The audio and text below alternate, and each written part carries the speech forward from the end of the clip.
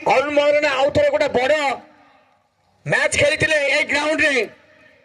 जे कि 100 रन गोटे बढ़िया पारी खेली अरुण महाराणा से मैच आज मन अच्छी से अरुण महाराणा आज भी जमी बीटीएम ग्राउंड होम ग्राउंड भाया से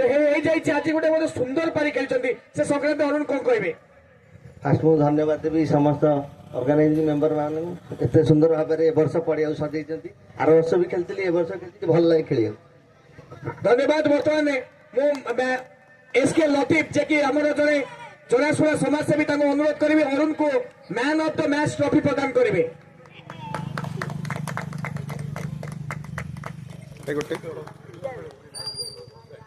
आज मैच रे जो चित्ताकर्षक खेल अपन देखिले बरोदा जाजपुर जे कि गत वर्षर रनर्स अप थिला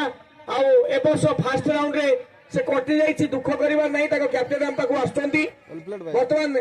राकेश दास को अनुरोध करिवि से ताको आजिर पुरस्कार प्रदान करिवे जो कंसोलेशन प्राइज अछि ताको प्रदान करिवे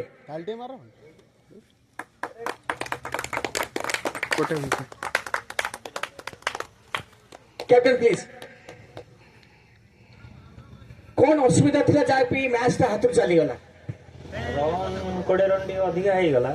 तापरे मोर विकेट टा भी पळेला जे तापरे पार्टनरशिप तो बिल्ड हेतला सेते गोटे ओवर दीटा विकेट पळेला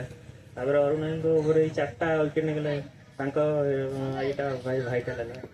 धन्यवाद। अरेंजमेंट केमती लागिला हमर बीएफ केमती लागिला कमेंट रे व्यवहार केमती रहितला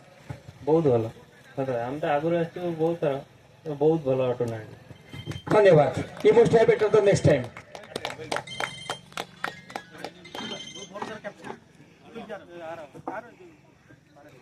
डायमंड क्रिकेट क्लब पारादीप अधिनायक अनुरोध मंचपुर को आसवे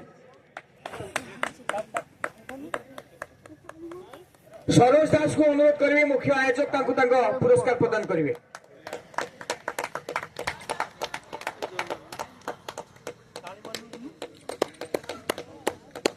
कैप्टन प्लीज टॉस जीतला पड़े आपण कहते 150 रु ऊर्ध्व स्कोर करबो आम बैटिंग लाइन भल अछि एवं ता भी मध्य हैला खेलिले विजयी हेले केते उत्साहित अछि बहुत उत्साह अछु चाहू नेक्स्ट मैच विन करी फाइनल जीव पूरा 100% कॉन्फिडेंस निश्चित भाव जदि प्लेयर तक 100% एफर्ट देबे आज जेमती एकजुटे खेललु सेमती निश्चित भाव फाइनल जीव। अरेंजमेंट केमती लागला आज दिन प्रथम दिन अरेंजमेंट बहुत भल थिला हम आज लेट आसी पहुंचते दुखित कारण आम किसी प्रोब्लेम होता गाड़ी तो नेक्स्ट टाइम शीघ्र आसी पहुंचू भल सुंदर प्रदर्शन बहुत बढ़िया था अंतर डिसीजन किसी खराब था खेल भल डिसिप्लिन होता। Thank you.